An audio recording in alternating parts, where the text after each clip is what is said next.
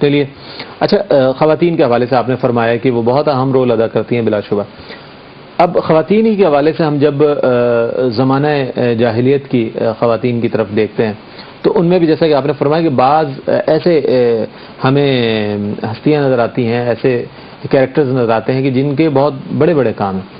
اچھا، حضرت خدیجہ الکبریٰ رضی اللہ عنہ کے حوالے سے آج ہم چونکہ آج ان کا آج رات تاریخ بھی ہے، اس حوالے سے ان کا جو خاندانی پس منظر ہے کچھ اس حوالے سے ارشاد فرمائیے، اور جو اس وقت جو ان کا اسٹیٹس تھا قبول اسلام سے پہلے، نبی مکرم علیہ الصلوۃ والسلام کے جب میں آپ آئیں اس سے پہلے جو آپ کا اس معاشرے میں بطور تاجرہ جو آپ کا اس وقت اسٹیٹس اس حوالے سے بتائیے.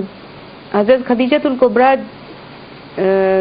کا جو شجرہ ان کا خاندان جو ہے چھٹی پشت پر قصا نام کے جو صاحب تھے ان سے ملتا ہے. تو اس طرح سے وہ خاندان جو ہے وہ خاندانی تعلق بھی تھا. اور جو عرب ہیں اس کو آپ جانتے ہیں کہ علم الانساب یہ حسب نسب کو بڑی اہمیت دیتے ہیں. بالکل. تو اس لحاظ سے بھی مطلب یہ کہ ایک اچھے بڑے خاندان سے تھیں اور حسب نسب کے اعتبار سے.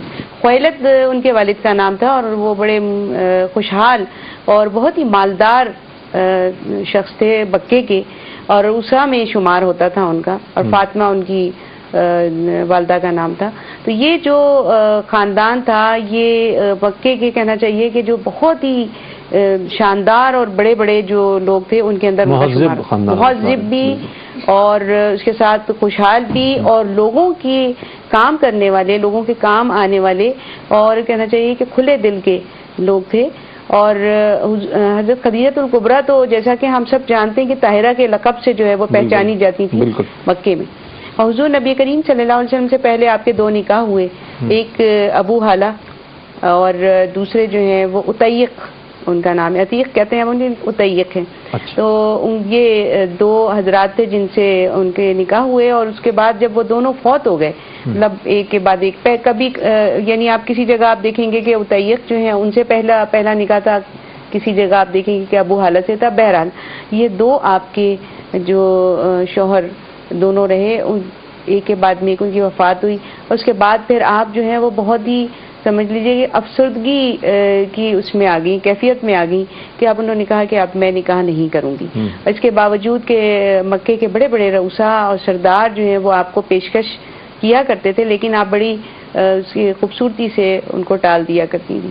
یعنی آپ نے اب ازدواجی زندگی کی طرف دیکھنا چھوڑ دیا تھا. اور ان جو 2 پہلے شوہر تھے ان سے 3 اولادیں تھیں.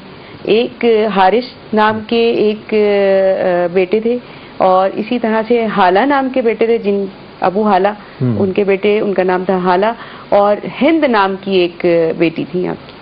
اچھا، حضور نبی کریم صلی اللہ علیہ وسلم کے لیے آپ پر جانثاروں نے جو یعنی شہادتیں دی، ان میں پہلی شہادت کہا جاتا ہے کہ حارث نام کے جو آپ کے صاحبزادے تھے، اور حضور نبی کریم صلی اللہ علیہ وسلم ان سے بہت پیار کرتے تھے اور وہ آپ صلی اللہ علیہ وسلم سے بڑا پیار کرتے تھے، انہوں نے شہادت دی. اور وہ اس طرح سے کہ ایک دن کفار قریش جیسا کہ وہ حضور صلی اللہ علیہ وسلم پہ ظلم و ستم کیا کرتے تھے، تو ایک دن ایسا ہی ایک واقعہ پیش آیا اور شور اور اس کی آواز سن کے، لوگوں کی آواز سن کے وہ باہر نکلے اور دیکھا کہ حضور صلی اللہ علیہ وسلم کو تنگ کیا جا رہا ہے. تو آپ آگے بڑھے اور لوگوں نے جو ہے ان کو یعنی ختم کر دیا، جان سے مار دیا. اور یہ سمجھ لیجئے کہ پہلی شہادت تھی جو اسلام کے راستے میں بھی ہوئی. تو دیکھیے حضرت خدیجہ الکبریٰ کو یہ اعزاز دی جاتا ہے کہ ان کے جو بیٹے تھے انہوں نے حضور نبی کریم صلی اللہ علیہ وسلم کے لیے اپنی جان قربان کر دی، اسلام کے لیے اپنی جان قربان کر دی. پھر یہ کہ حضرت خدیجہ الکبریٰ کے حوالے سے یہ ہمارے بات سب کے سامنے آتی ہے اور سب بھی جانتے ہیں کہ آپ انتہائی خوشحال خاتون تھیں اور تاجر خاتون تھیں. تو جب ان کے جو شوہر وفات پا گئے تو پھر انہوں نے اپنے والد صاحب کا، والدین بھی ان کے وفات پا چکے تھے، تو اپنے والد کا جو تجارت کا جو کام تھا اس کو سنبھال لیا. آپ یعنی لکھنا اور پڑھنا جانتی ہیں اور اس حوالے سے خود اپنے جو کام کو، تجارت کا جو معاملات ہیں ان کو دیکھا کرتی نہیں.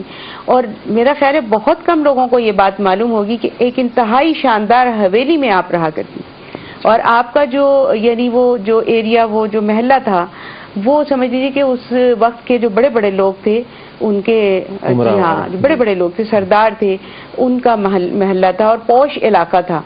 اس میں ابو لہب بھی رہا کرتا تھا اور اسی طرح سے ابو جہل بھی رہا کرتا تھا اور اسی طرح دیگر جو یہ نام آتے ہیں سرداروں کے یہ بھی رہا کرتے تھے. لیکن حضرت خدیجہ الکبریٰ کی حویلی ان سب کی حویلیوں سے اور ان سب کے مکانات سے بلند و بالا تھی. اور ایک اس کے اندر بالا خانہ بھی تھا اور سب کے ہاں بہت ہی قیمتی ساز و سامان ہوگا لیکن آپ کے ہاں ان سب سے زیادہ قیمتی ساز و سامان تھا. آرائش اور زیبائش میں بھی وہ حویلی بہت بڑی تھی. اور اسی طرح سے وہ جو کمپاؤنڈ تھا اتنا بڑا تھا کہ اس کے اندر آپ کے جتنے نوکر چاکر جتنے کنیز اور غلامان تھے سب کے ان کے مکانات بھی اسی میں بنے تھے, رہائش گاہیں بھی اس میں تھیں.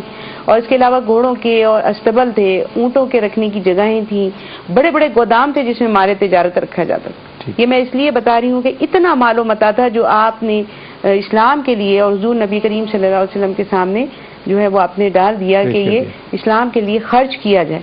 مطلب یہ کہ آپ دیکھیں کوئی ایسی معمولی سی چیز نہیں کہ ایک مکان ٹھیک ہے ہم نے کہہ دیا کہ بھائی ایک خوشحال خاتون تھی لیکن خوشحالی کا یہ عالم جو اسٹیٹس اس وقت نظر آ رہا ہے وہ ایک اسٹیٹس جو تھا آپ کا وہ کوئی ایسا معمولی نہیں تھا. اور اس کے بعد پھر یہ کہ آپ نے اپنی خواہش پر یعنی جو حضور صلی اللہ علیہ وسلم کے ساتھ جو آپ نے مال تجارت بھیجا وہ کئی دفعہ ان کے ساتھ ایک اپنے غلام کو بھی روانہ کیا میسرہ کو. ٹھیک ہے, میں آپ سے مزید اس پر بات کروں گا لیکن ناظرین وقت ہو رہا ہے. فقہ حنفیہ کے مطابق آج کراچی اور اس کے مضافات میں انتہاء سحر 4:40 ہے اور بہت وقت مختصر رہ گیا ہے اور آپ لوگ اب اپنی سحری تناول فرما لیجئے چونکہ اب وقت بہت قریب ہے انتہاء سحر. تو میں ایک بار پھر بتاتا چلوں آپ کو کہ آج کراچی اور اس کے مضافات میں فقہ حنفیہ کے مطابق انتہاء سحر 4:40 ہے. آپ اذان فجر بھی انشاءاللہ ملاحظہ فرمائیں گے اور اس کے بعد بھی ہم آپ کے ساتھ رہیں گے. آپ کی لائیو کال کا بھی انتظار رہے گا, آپ کی جوابات کا بھی انتظار رہے گا. آج کا سوال نوٹ فرما لیجیے. آج کا سوال یہ ہے کہ قرآن کریم کی وہ کون سی 2 صورتیں ہیں کہ جو نمازوں کے نام پر ہیں. اس سوال کا جواب آپ کو لائیو کال کے ذریعے دینا ہے اور مجھے امید ہے کہ آپ کی طرف سے درست جوابات مجھے ضرور ملیں گے. آپ کا بہت شکریہ. اس سوال کو ضرور نوٹ فرما لیجیے گا اور اب ہم جا رہے ہیں اذان فجر کے وقفے کی جانب. اس کے بعد ہم انشاءاللہ آپ کی خدمت میں ایک بار پھر حاضر ہوں گے. ہمارے ساتھ رہیے گا.